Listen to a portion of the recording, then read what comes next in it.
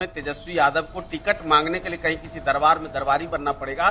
Party तो बचा नहीं पाएंगे, परिवार बचा नहीं पाए, पार्टी भी खत्म होगी। लालू जी को जाने दीजिए, क्या गति होती है ये। आप हरियाणा से इंपोर्ट करके लाएंगे सलाहकार और रात में पार्टियां करेंगे। मतलब संजय, ये जो नाम है, क्या महागठबंधन की अब इस हालात के लिए आपको लगता है कि उसमें एक भूमिका संजय की बड़ी महत्वपूर्ण रही कि इस हालात तक पहुंच गए?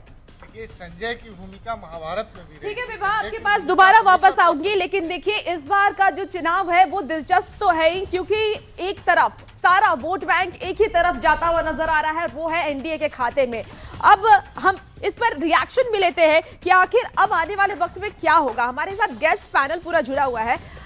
ये बताइए सर कि क्या लगता है, अब फिर से एक बार राहुल गांधी और तेजस्वी यादव वोट चोरी का मुद्दा उठाएंगे? क्या फिर कहेंगे कि ईवीएम खराब था? नहीं, ऐसा मौका बिहार के मतदाताओं ने नहीं दिया है कि ऐसे मुद्दों से आप उनको भटका सकें, आप जो राजनीति बिहार की राजनीति है उसको धूमिल कर सकें। क्योंकि जो मैंडेट दिया गया है और विशेषकर महिलाओं और युवाओं द्वारा जो मैंडेट दिया गया है वो बिल्कुल स्पष्ट है। आप देखेंगे कि 70% की आबादी जो है, जो लगभग 70% जो मतदान हुआ था, तो उसमें महिलाओं की संख्या ज़्यादा है। तो कुल मिलाकर अनुमानतः 3-3.5 करोड़ महिलाओं ने केवल मतदान दिया है। और लेकिन जहां भी बीजेपी जीतती है, राहुल गांधी तो यही कहते हैं कि वोट चोरी किया गया या ईवीएम खराब था, ईवीएम में बीजेपी ने सेंध लगा दिया।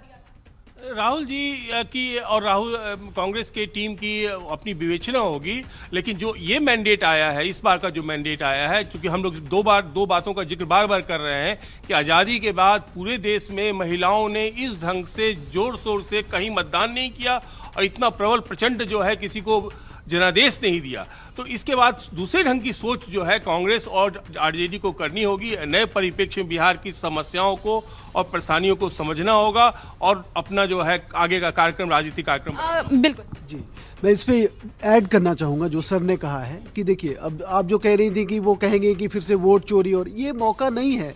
क्योंकि आप देखेंगे कि इस बार जो इलेक्शन हुआ है इसमें कहीं किसी ने ये भी रिक्वेस्ट नहीं किया है कि री इलेक्शन। लेकिन जब एसआईआर का मुद्दा सबसे पहले राहुल गांधी ने उठाया था कि वोट चोरी हो रहा है और वोट, एसआईआर का मुद्दा सुप्रीम कोर्ट ने सेटल कर दिया। पहली बात तो ये है, और दूसरी बात ये है कि एसआईआर जब हुआ है उसमें अगर आप देखेंगे एक भी अपील नहीं हुआ है। जो इलेक्शन कमीशन ने किया, इलेक्शन कमीशन ने लोगों को मौका दिया, भाई अगर आप ही उठा रहे थे तो आप ही अपने कार्यकर्ताओं से अपील करा देते। इवन एक अपील नहीं है उसमें, तो ये सारी मुद्दे तो खत्म हो गए हैं, ये है नहीं। और इस बार इलेक्शन कमीशन की व्यवस्था देखेंगे अगर आप, तो इतना अच्छा व्यवस्था था कि इसके लिए फॉरेन से ऑब्जर्वर आए हुए थे। 12 या 13 कंट्री से ऑब्जर्वर आके वो देख रहे थे हमारे इलेक्शन की व्यवस्था को। इसके